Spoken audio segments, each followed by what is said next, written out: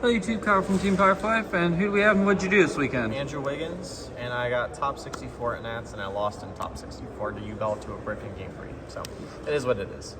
So, we'll go to the profile. I played Fiendsmith Snake Eye. It's pretty, Fiendsmith Kashtira Snake Eye. It was a little bit more spicy. I played 50 cards, so you know it's a great deck. We played 3 Ash, 2 Popular, 1 Oak, 1 Flame Birch, 1 of these, 3 of these, 3 of these, 3 of this Bonfire that looks Euro, and 2 of these. And these were great.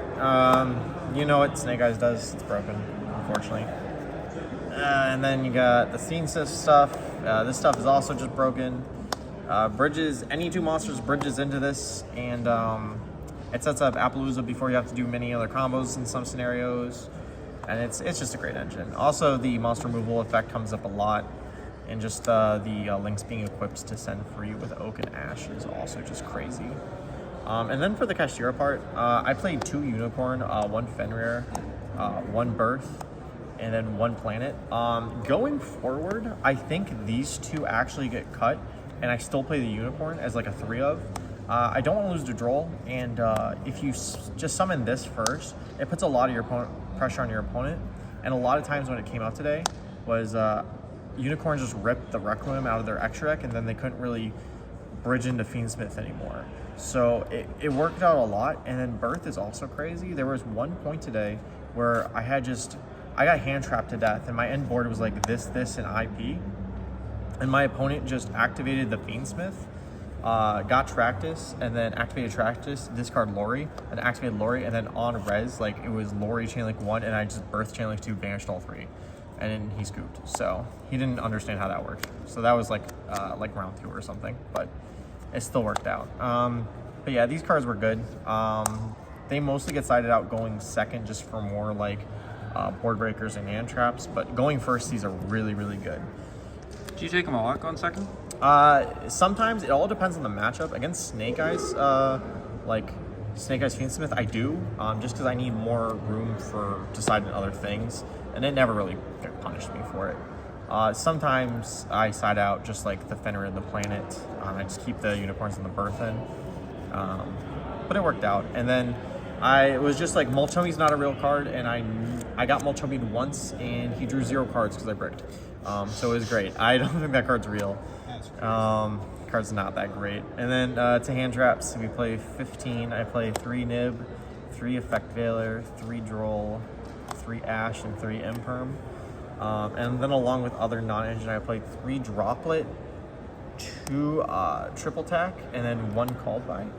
My whole theory was, in testing, I never drew multiple hand traps when I was like playing like 42 with 18 of them, and I got really frustrated at that. So I'm like, I'm just gonna go up in my deck count, play hand traps, and I'm gonna play a couple board breakers. So if I open up 1 of each, I can hand trap at a proper time, weaken their board, and then like beat it with board breakers. And that worked out a lot today. A lot of the times I lost to the mirror, which was twice I did. No, actually just once. I only lost the mirror once, and that was because he opened up the God Hand in game 3, and I worked really hard. So this worked out a lot today. So just like the mix. Besides the 2 cash cards, anything you'd change in the main? Nothing I would honestly change in the main other than those 2 cash cards. I'd probably replace it with a 3rd Unicorn and like another, like a Mourner or something, just something random. Nothing too crazy. Then going on to the extra deck, we play the Fiendsmith stuff. All this is standard. Takes up all the room. 1 Appaloosa. 2 of these, people cut these a lot. I OTK'd a lot with them. I did miss Celine, I will say that. 1 Princess. 1 Phoenix. And then I actually cut my my rank 6 for this card. And it came up a lot, so I'm glad I did. And it wasn't really many scenarios. I'm like, man, I really wish I had like Beatrice right now, unironically. So 1 IP, 1 Hida, 1 SP, 1 Anima, which people are also cutting, but it came up a lot. And then the actual MVP is Close World. I played against my 1 Tempai matchup. I used the little guy to target his Chandra in the main phase, and then I linked off with his Genroku and his Chandra, and I killed him. So, and then one time I used this thing on a Flame Burge, and then I linked it all off, and then I negated the Reborn effect. And then it came up so much today where I'd also just link off my opponent's guy, and then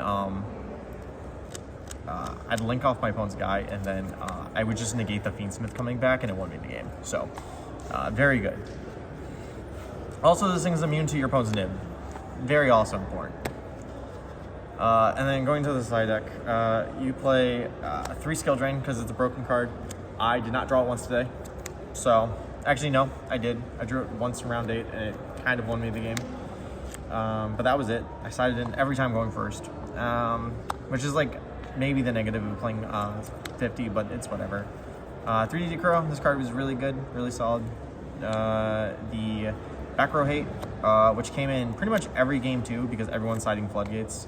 So you just want to clear them. Then I played 1 thrust, and 2 debarrier.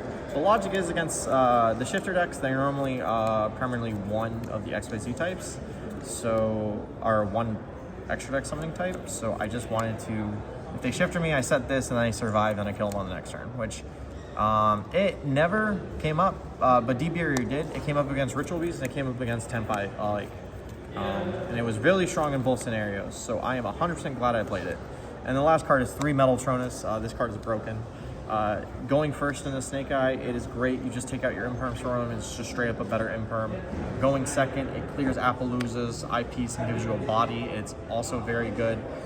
This in combination with like Lightning Storm is like insane, because it forces the IP out early and then you can play around everything else, which came up a lot.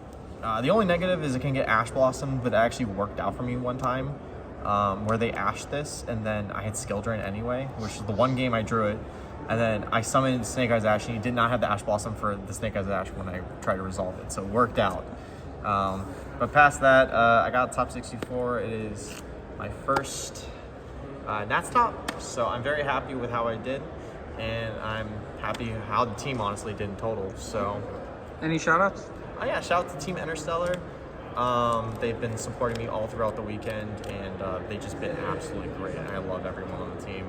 Pat, Mitch, Jake, Matt, Sam, Pat, who would I say? Everyone on Team Interstellar. And shout outs to Team Piper Life for doing the deck profile. So, Cool. Make sure to like and subscribe. All right.